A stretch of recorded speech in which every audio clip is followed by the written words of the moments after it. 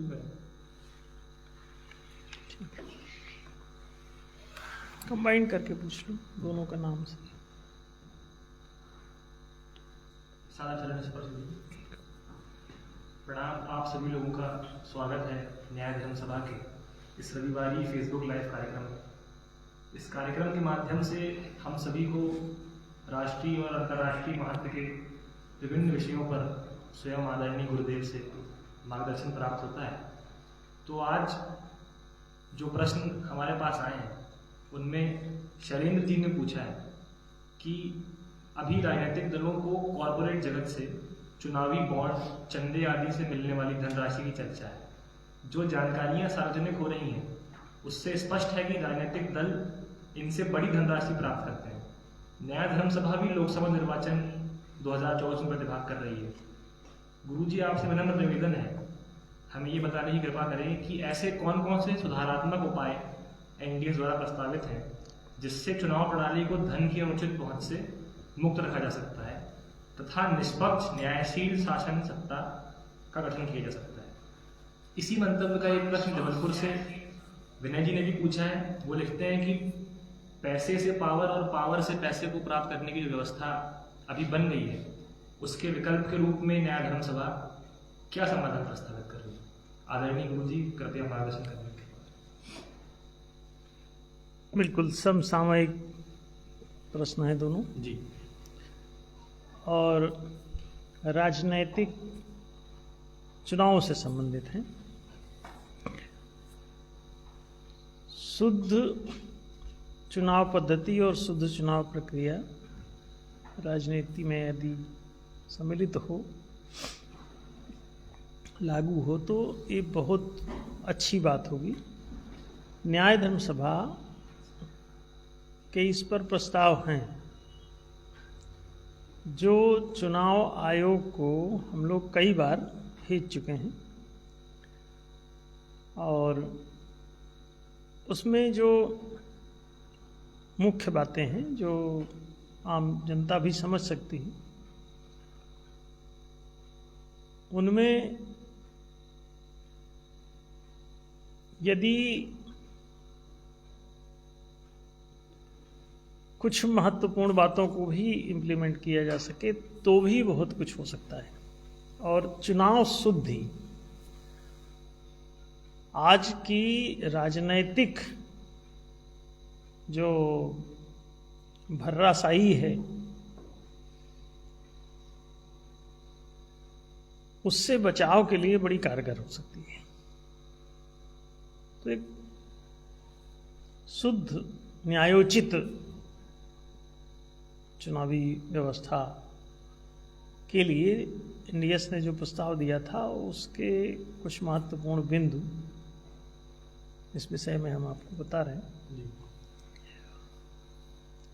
एक तो जो सबसे बड़ी समस्या होती है वो होती है कि आप चुनाव आयोग हैं और कोई आप कार्यक्रम, कोई फंक्शन, कोई चीज आयोजित कर रहे हैं,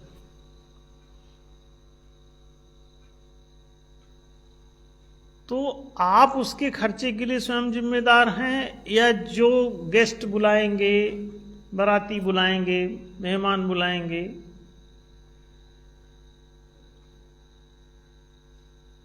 वो जिम्मेदार है। राजनीति कोई उद्योग धंधा तो है नहीं, वाणिज्यिक क्षेत्र एक अलग विषय है जी। तो इसमें इन्वेस्टमेंट जैसा करवा रहे हैं कि आप जो है एक लगाओ 10 पाओ के सिद्धांत पे चले आ रहे हैं।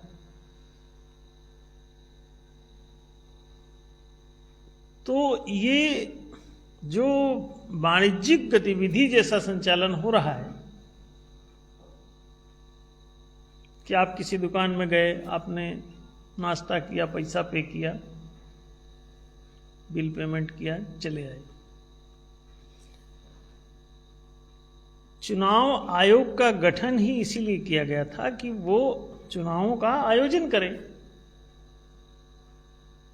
निष्पक्ष चुनाव के लिए वो समर्पित हो, राजनैतिक न्याय को बनाए रखना चुनाव आयोग के उद्देश्यों में दर्ज है। राजनैतिक न्याय शब्द भी हमने कहीं देखा था इनके लिटरेचर में चुनाव आयोग के, वो इनके लिए एक प्रकार की लायबिलिटी है, उत्तरदायित्व तो है। लेकिन चुनाव आयोग अभी तक अपनी इस जिम्मेदारी को नहीं निभा रहा है। ना तो निष्पक्ष चुनाव हो रहे हैं, सील ठप्पा लगवाना थोड़ी ना निष्पक्षता से संबंध है, वो पूरी चुनावी प्रक्रिया की बात हो रही है, उसमें कहां निष्पक्षता है। एक बाहुबली आदमी है, वो अपने बाहुबल पे कुछ भी चुनाव का प्रचार कर सकता है। एक धनबली आदमी है, धनाढ्य व्यक्ति है, वो कुछ भी अपने चुनाव का प्रचार कर सकता है, और उसकी बातें गलत हैं सही हैं वो कुछ भी कर सकता है। तो इसमें निष्पक्षता कहां रह गई? तो सीधे सीधे किसी व्यक्ति के पक्ष में चुनाव चल रहा है, चुनाव की नीतियां चल रही हैं। तो ये कैसे लॉजिकल है? उसमें जो विनय जी ने बात कही कि पैसे से पावर और पावर से पैसा बनाने की क्रिया पद्धति ही राजनीति होती जा रही है, और इसमें चुनाव के माध्यम से इस पैसे से पावर की प्रक्रिया इंप्लीमेंट हो रही है कि जिसके पास पैसा होगा वो चुनाव लड़ेगा। अब इसमें सबसे पहली जो समस्या है उस पर गौर करें तो दिखेगा कि एंट्री के साथ ही जमानत राशि। एक नेताजी आए थे वहाँ, हम हरिद्वार में हमारे पास मिलने आश्रम में, तो उन्होंने वो किसी चुनाव में खड़े थे, तो उन्होंने हमसे कहा कि चुनाव में बहुत भीड़ हो जाती है प्रत्याशियों की, तो ये थोड़ा सा महंगा होना चाहिए। तो इससे नियंत्रित होगी वहां पे जो भीड़ है वो नियंत्रित हो जाएगी कि इसमें ज्यादा लोग नहीं आएंगे। तो हमने कहा तो कितना होना चाहिए, कितनी वृद्धि होनी चाहिए इसमें जमानत राशि में? तो उन्होंने कहा कि कम से कम 25,000 ठीक है, और ये 25,000 की वृद्धि शायद उसी समय की गई थी, तो उन्होंने शायद इसी मुद्दे पे कहा कि ठीक है कि इस डर से कम लोग खड़े होंगे, 25,000 जमा करना पड़ेगा, और ज्यादा वोट नहीं मिलेंगे तो 25,000 डूब जाएंगे।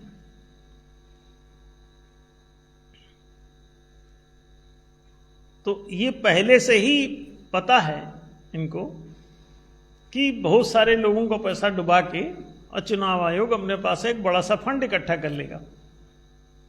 तो ये तो वही वैकेंसी उद्योग जैसा सिद्धांत जो कई बार मजाक बनाया जाता है सोशल मीडिया पे कि वैकेंसी निकाल लो और वैकेंसी निकालने के लिए ही स्टाफ रखो, वहीं पे नियुक्ति दिया करो, फिर वैकेंसी निकाल लो और फिर उसी में नियुक्ति दे लो।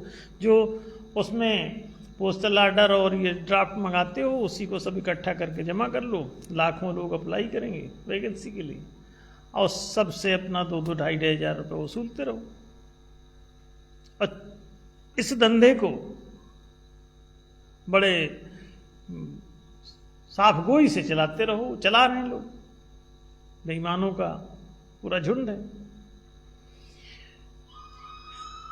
तो ये जो प्रोसेस है क्या ये वैसी नहीं हो गई कि आप ज्यादा लोगों को चुनाव लड़वा दो और जमानत राशि तगड़ी कर दो, खूब सारा फंड बना लो? तो ये तो बिजनेस जैसा कर रहे हैं।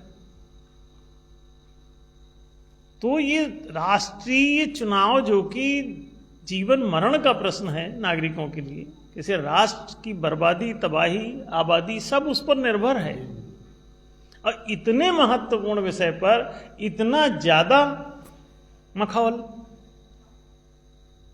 तो यह आश्चर्यजनक है, लेकिन ऊपर के चंद चालाक लोगों के हित में ये बात है, इसलिए वो लोग बड़े आराम से इस पे साइलेंट रहते हैं कि हाँ ठीक है, चार जो बड़े आदमी हैं वो अपना चुनाव लड़ा करेंगे और अपने धन बल, जन बल, बाहुबल से सब फैला के, हवा बना के, बूम तैयार करके और फसल काट लिया करेंगे चुनाव की, और सारी फसल के मालिक हो जाएंगे। तो 10, 20, 50 करोड़, 100 करोड़ का इन्वेस्टमेंट और उसके बाद हजारों करोड़ पर कब्जा, पूरा राजकोष ही उनके कब्जे में आ जाता है। तो ये जो चुनावी प्रक्रिया है, ये वाणिज्यिक वृत्ति से होते हुए ये आपराधिक वृत्ति की ओर जा रहा है, क्रिमिनलाइजेशन की ओर जा रहा है। तो फायदा क्या होगा इसमें? पैसे से अगर पावर आना है और पावर से पैसे बनेंगे, तो ये तो अंडरस्टूड है। तो पहला जो इसमें फोकस करने की जरूरत है वो ये है कि जमानत राशि का जो नाटक है ये समाप्त हो। लोग कहते हैं कि भीड़ लगेगी, तो जैसा उन्होंने नेताजी ने कहा कि इसको बढ़ा देना चाहिए, तो हमने कहा कितनी, कहीं हाँ 25,000 मैं समझता हूं ठीक है। तो हमने कहा कि थोड़ा सा इसको और इम्प्रूव कर लो। हमने कहा अगर ये 2.5 लाख के आसपास हो जाए तो उनकी भी टांग छोटी पड़ गई थोड़ी। हमने कहा तुम अपने हिसाब से बता रहे हो कि तुम चुनाव लड़ सको, तुमसे नीचे वाले जो आर्थिक स्थिति के लोग हैं वो ना लड़ें, यही ना मतलब हुआ। और अब 2.5 लाख कैसा रहेगा? तो हमने कहा अब तुम भी बाहर हो गए, अब उसी अपने सुझाव पर कायम रहोगे? नहीं। फिर हमने कहा इतना ही नहीं, अगर इसे 25 लाख कर दिया जाए जमानत राशि तो कैसा रहेगा? हमने कहा तुम्हारे जो हीरो लोग हैं वो भी चले जाएंगे बाहर। और फिर अगर 25 करोड़ कर दिया तो इसमें अडानी अंबानी के अलावा कोई चुनाव में न खड़ा हो सकेगा, अथवा उनके द्वारा वित्त पोषित कोई आ पाएगा, वरना कोई नहीं आएगा। तो 2-4 सेठों के ही आदमी वहां पहुंचेंगे। आप इस बात को समझ क्यों नहीं रहे हो? तो इसमें परमानेंट ही वहां पे मनोनीत कर दो जिनके पास ज्यादा पैसा है। ये तो सीधा रास्ता वही है आपका। अब थोड़ा सा मखौल भी करना चाहते हो, क्योंकि एकदम से कर दोगे तो लोग कहेंगे देखो ये तो सीधे कब्जिया लिए राष्ट्र। तो ऐसा लोगों को लगेगी भी ना, और काम भी आपका वैसे ही हो जाए मनोनयन जैसा। तो ये तो सीधा सीधा चालाकी का खेल हुआ। और इसे चूंकि पढ़ा लिखा आदमी इतना मक्कार है कि वो इस बात को समझ करके भी साइलेंट रहता है।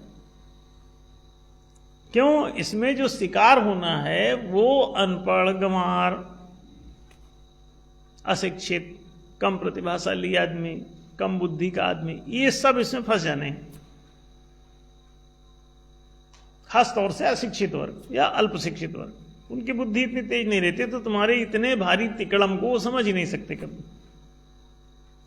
और उन्हीं के वोट अपना लेना है तो उनको तो 5 किलो राशन दे के भी मिल जाएगा वोट, जय श्री राम करके मिल जाएगा, जय मोहम्मद करके मिल जाएगा, गजबा हिंद करके मिल जाएगा। तो गजबाए हिंद से भी मिल जाएगा ये।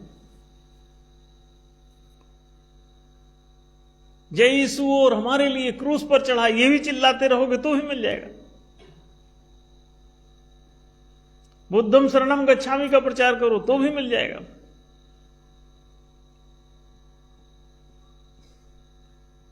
जय श्री राम का नारा देते रहोगे तब भी मिल जाएगा। सबको मालूम है कोई भी चुनाव के टाइम पे खलबली मचा दो और उस अफरा तफरी में हवा अपने पक्ष में बना लो और सारा वोट तुम्हारे पास। अब ये निष्पक्ष कहां रह पाया चुनाव? और इस निष्पक्षता को बनाए रखने के लिए चुनाव आयोग को नियुक्त किया गया था, और वो एक तरफ चुपचाप बैठा रहता। ये सारा मखौल चल रहा है। और चुनाव आयोग में भी वो लोग अपना आदमी इसी तरह से बैठा लेते हैं, जो भी सत्ताधीश लोग हैं। तो वो उनके पक्ष में इसीलिए साइलेंट रहता है। कुछ कहा भी जाए कि तुम ऐसा करते क्यों नहीं हो, तो उसका कोई जवाब ही नहीं देंगे, वो चुप रह जाएंगे उस पर। कोई सही बात बताई जाए तो चुनाव आयोग भी चुप रह जाएगा, दूसरे जो अधिकारी वर्ग हैं वो भी चुप रह जाएंगे, जो राजनीतिक दल हैं या नेता हैं वो भी चुप रह जाएंगे, क्योंकि इस पे चुप रहने से आम जनता को इनके मखौल का पता न चलेगा, तो उस पे चुप रह जाते हैं, नो कमेंट्स। तो इसमें जो सबसे बड़ी बात है वो ये आर्थिक मामले वाली है। जो चुनाव में जनता से ही पैसा जमा कराया जाए, जो इसमें खड़ा हो रहा है वही पैसा जमा करे, जमानत दे अपनी। वो नागरिक है, क्या इतनी जमानत पर्याप्त नहीं है? आप भाई उसको नागरिक नहीं मान रहे हो तो खड़ा क्यों कर रहे हो? और कहां भाग के चला जाएगा? नागरिकता छोड़ देगा? चुनाव में ऐसी कौन सी बड़ी बात होने वाली है कि आप उसकी जमानत मांग रहे हो? क्या उसने कोई अपराध किया है कि जमानत पर छोड़ रहे हो उसको? जमानत किस बात की है वो बताने की स्थिति में नहीं है। जस्ट टू कंट्रोल द भीड़ के अलावा क्या है? क्राउड कंट्रोलिंग सिस्टम के अतिरिक्त इसमें क्या दिखाई दे रहा है? कि भीड़ वहां जाने ना पाए, ताकि इनके ये अपने, नहीं तो कटवा खड़े हो जाएंगे बहुत सारे। तो वहां पे जो समस्या आती है वो सबसे पहली अड़चन ये जमानत राशि की आती है। तो इसको शून्य करने की जरूरत है। चुनाव आयोग को सबसे पहले इसे शून्य करना चाहिए और भीड़ नियंत्रण के लिए एक परीक्षा का आयोजन कर दो। 10-15 दिन पहले एक एग्जाम रख दो, कॉपी जचवा लो, ऑनलाइन ही टेस्ट ले लो, जो जहां बैठा है वहीं से टेस्ट दे दे। और उसमें एक मेरिट से ऊपर नंबर लाने वालों को, जैसे आईएएस के टेस्ट होते हैं, प्री टेस्ट भी होते हैं, तो उसमें क्या ज्यादा पैसा लगा देने से कंट्रोल कर लेंगे? नहीं, प्री टेस्ट रख दिया जाता है। मेडिकल वाले में भी प्री टेस्ट होते हैं आजकल शायद। तो ये जब मेडिकल इंजीनियरिंग में भीड़ छांटने के लिए पात्रता परीक्षण को रख दिया जाता है, तो नेतृत्व वाले में पात्रता परीक्षण भी वही काम कर देगी। ये तो सरल सी बात है और उनको पता भी है कि ऐसा हो जाएगा। पता ना होता तो उनमें कैसे लागू करती है? इंजीनियरिंग मेडिकल में या आईएएस पीसीएस में, उनमें भी तो टेस्ट होते ही है। तो प्री टेस्ट के जरिए वहां पे भीड़, फिर फाइनल जो है, जो बचते हैं उस कट ऑफ लिस्ट से ऊपर वाले, तो उनको वो उसमें अपीयर करते हैं, बाकी बाहर हो जाते हैं। तो इसमें भी ये प्री टेस्ट सिस्टम रखा जा सकता था, पात्रता परीक्षण का, और जमानत राशि की जरूरत खत्म। दूसरी बात, चुनाव प्रचार का मुद्दा है। पहला पॉइंट तो जमानत राशि की समाप्ति। दूसरा, चुनाव प्रचार के जो खर्चे हैं ये भी वही जमानत राशि वाला ही करे, जो प्रत्याशी है उसी के ऊपर है। तो इसमें प्रत्याशी या प्रतियोगी या प्रतिभागी गण चुनाव प्रचार अपने खर्चे पे करें, आयोजन आप कर रहे हैं। ये तो ऐसा हो गया कि बाराती जो आए हैं बारात में, वो टेंट हाउस का बिल पे करें, कैटरर का बिल पे करें। कैटरिंग का बिल आया है, पे करो सब लोग।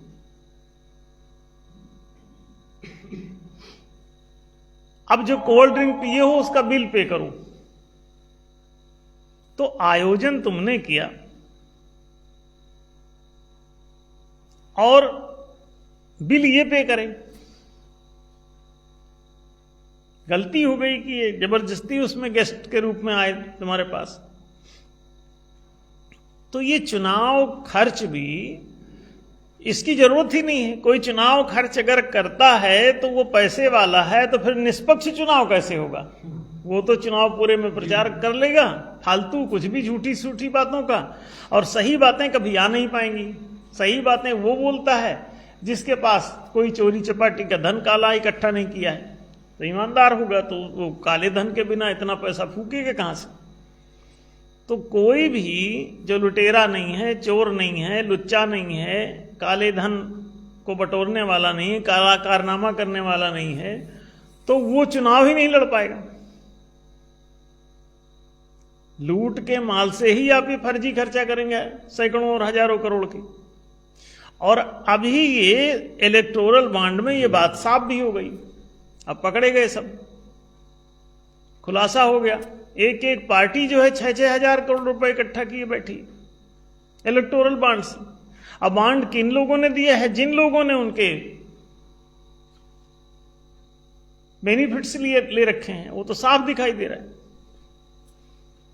जिसका 11 करोड़ का प्रॉफिट है और 500 करोड़ का डोनेशन है उसका। ऐसी भी उसमें कंपनियां हैं जिनका अपना प्रॉफिट उसका कम है और डोनेशन ज्यादा है। जब प्रॉफिट ही नहीं कंपनी में तो डोनेशन कहां से, कौन दे देगा ऐसा? इसका मतलब है सब हेरा फेरी, नीचे से ऊपर तक सारा का सारा गुड़ गोबर है। तो इलेक्टोरल बॉन्ड के, अब ये तो कहो सुप्रीम कोर्ट ने ये मामला उठा दिया, और ये इलेक्टोरल बॉन्ड के नाम से पैसा बटोर रहे थे।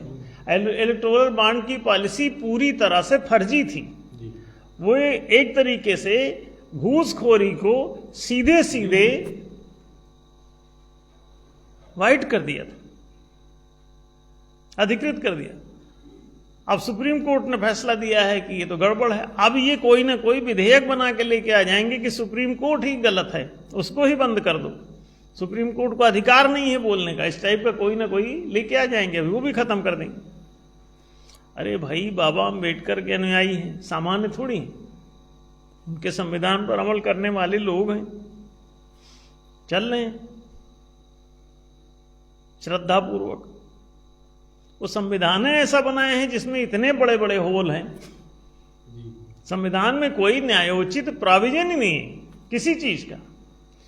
संविधान की भूमिका में लिखा है, प्रीफेस में लिखा हुआ है, उद्देशिका उसे कहते हैं, उद्देशिका मतलब संविधान का उद्देश्य जो है वो, उसमें लिखा हुआ है आर्थिक न्याय, सामाजिक न्याय, राजनीतिक न्याय।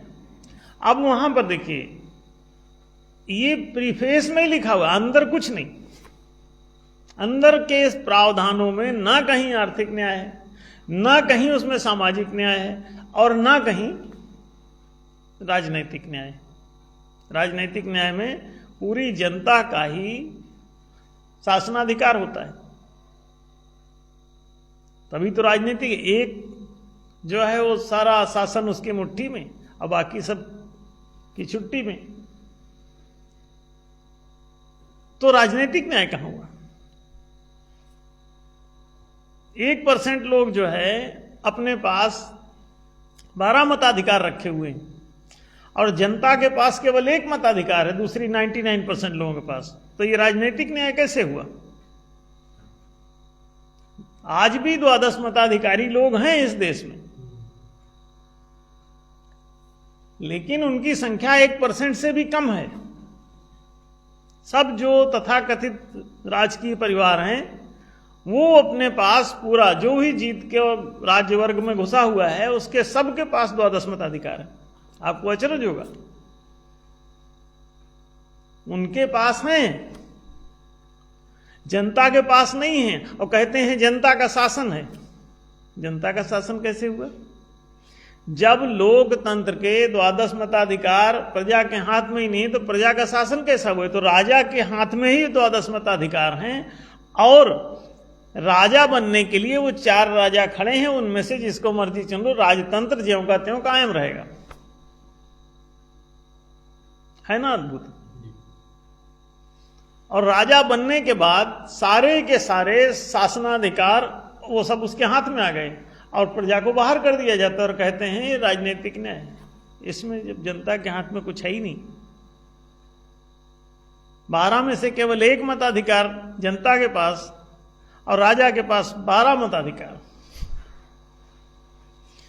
तो एक तो पहली बात हमने कही जमानत राशि, ये समाप्त होनी चाहिए, इसकी जगह पात्रता परीक्षण लागू होना चाहिए। तो पैसे की जगह पात्रता को भीड़ से बचने के उपाय के रूप में ये ले सकते हैं। दूसरी बात, चुनाव खर्चे चुनाव आयोग की तरफ से होने चाहिए, और खर्चे की भी कहां जरूरत है आयोग को, क्योंकि चुनाव आयोग भारत सरकार के पास तो खुद के सारे जी टेलीविजन चैनल्स हैं, अब वो 50 जाने कितने DD1 DD2 और DD काहे के DD बना रखे हैं दूरदर्शन चैनल, और सब पर वो घर घर भी जा रहे हैं। तो उसके माध्यम से प्रत्येक आदमी का बायोडाटा, उसके द्वारा की गई घोषणा, चुनावी घोषणा पत्र, ये सब तो वहां प्रकाशित किया जा सकता था। टीवी के माध्यम से, ईमेल के माध्यम से, इंटरनेट के माध्यम से चुनाव आयोग एक ऐप बना करके और ये सभी चीजें फर्निश कर सकता है उसमें, और वो ऐप सभी नागरिकों के लिए आधार कार्ड से अनिवार्य कर दिया जाए। उसी के माध्यम से वोटिंग करा दिया करें तो वोटिंग का खर्चा भी 0 हो जाएगा। तो पहली बात की ये जमानत राशि के स्थान पर पात्रता परीक्षण, पैसे की जगह पात्रता की प्रतिष्ठा। दूसरी बात, चुनाव के खर्चे और चुनाव प्रचार का जिम्मा,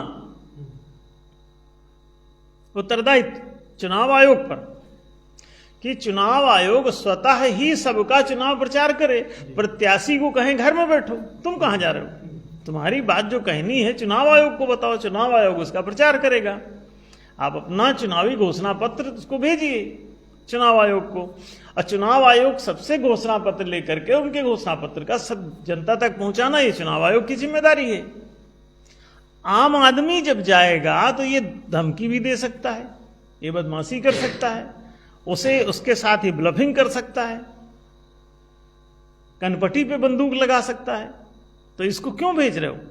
गुंडे मवाली सब चुनाव में खड़े हो जाते हैं और वो जाके धमकाते हैं बाकायदा। दूसरे जो अच्छे लोग हैं वो खड़े हैं, उनको मार मार के बैठा देते हैं, उनका अपहरण कर लेते हैं। बूथ कैप्चरिंग तक हो जाती है। अब तो ईवीएम को भी हाईजैक कर रहे हैं, पता चल रहा है। तो कोई कुछ भी कर सकता है। इससे अच्छा है कि ईवीएम के चक्कर से और बैलेट पेपर के जो बर्राशाही है उसमें भी, उसके जगह पर भी online voting system, digital voting system adopt किया जा सकता है। ईवीएम की जरूरत ही नहीं रह जाएगी, घर बैठे मोबाइल के थ्रू सब लोग वोटिंग कर देंगे। और आधार कार्ड से उनके वोटिंग कार्ड को जोड़ दो, एक व्यक्ति एक वोट ही पहुंचेगा।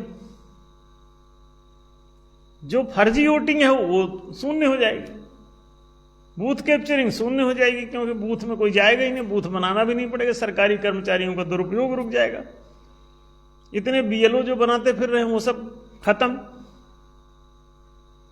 तो सारे खर्चे ही खत्म हो जाएंगे। चुनाव आयोग तो 0 खर्चे पे पूरा का पूरा चुनाव संपन्न करा सकता है, अगर एक ऐप बना ले उसे सबके अनिवार्य कर दे मोबाइल में।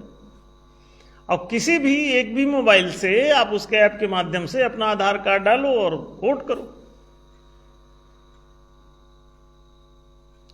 कोई भी अपने आधार नंबर से वोटिंग कर सकता है, किसी की भी मोबाइल, एक ही मोबाइल से 100 लोग भी कर सकते हैं।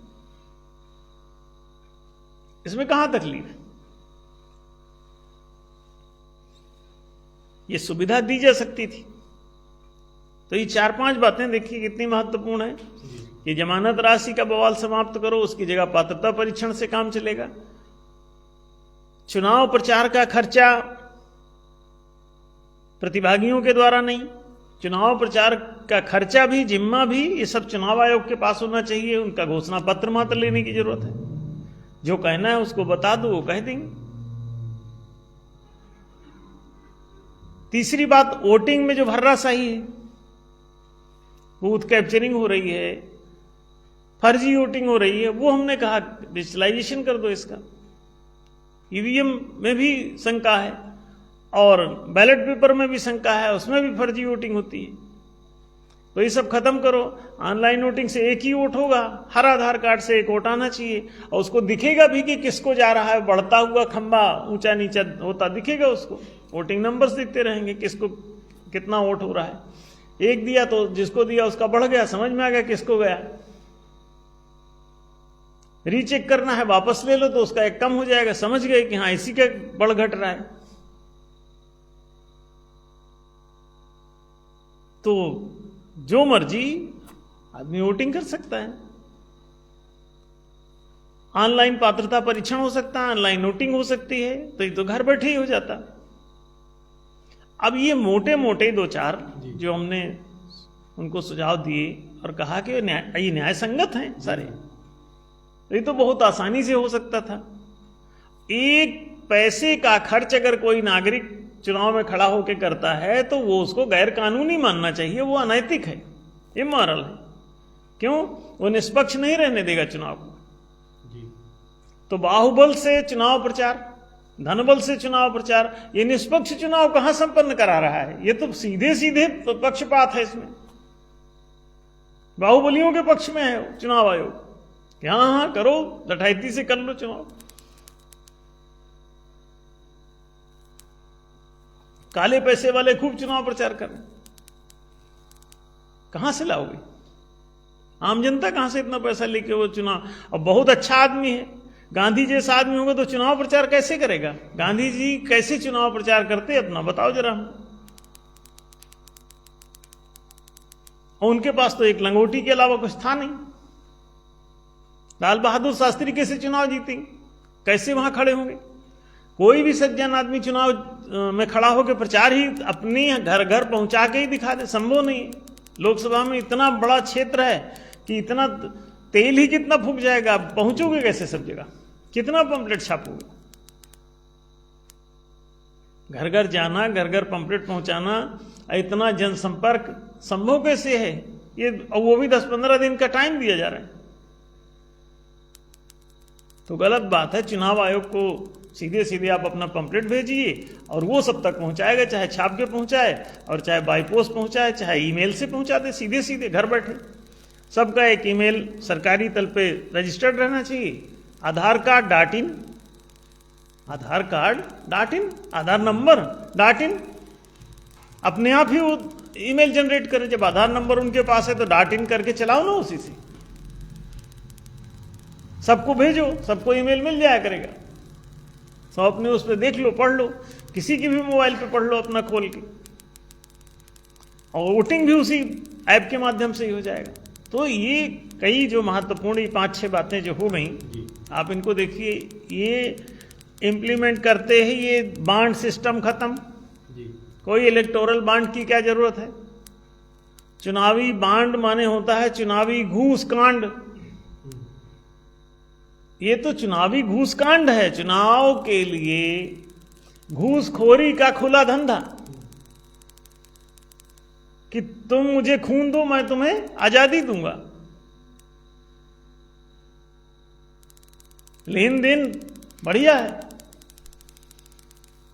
अब इस धोखाधड़ी के आड़ में ये सब नाटक ऐसे चलता रहेगा।